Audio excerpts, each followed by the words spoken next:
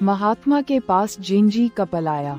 उसने बहुत जोर शोर से कहा, महात्मा, हम दोनों एक दूसरे के बिगड़ नहीं सकते।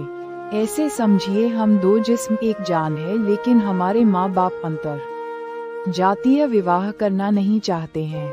अगर हम एक दूसरे के ना हो सके तो हमारे जीवन का कोई अर्थ नहीं है। वहाँ बैठे हुए भक्ति चाय बच्चा था। जवान बूढ़ा स्त्री सबकी आंखों से आंसू छलकने लगे। बोले, लैला मजनू, शिरी, फरहाद, रोमियो, जूलियट के बाद ऐसा प्रेम देखने को मिला है जहाँ ये अनकंडीशनल लव है। फकीर बैठकर मुस्कुराया। फकीर ने कहा, तुम कहते हो तुम एक दूसरे की जान, एक दूसरे के बिगड़ नहीं रह सकते।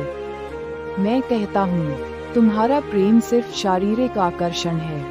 शरीर की जरूरत है और मैं इस बात को सिद्ध कर सकता हूँ। महात्मा ने उस जोड़े से कल आने को कहा और लड़की से कहा, बेटा यहाँ रुक जाओ।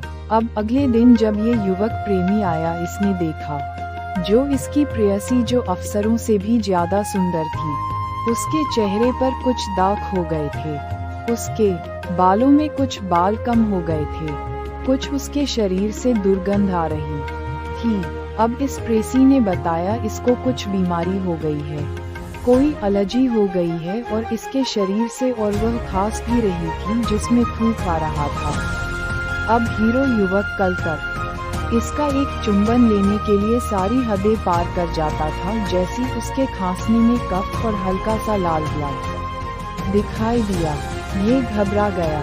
उसके शरीर के जैसे स्मेल को करने के लिए वो अपने नखूने किसी भी हद तक ले आता था। वहाँ से उठ खड़ा हुआ।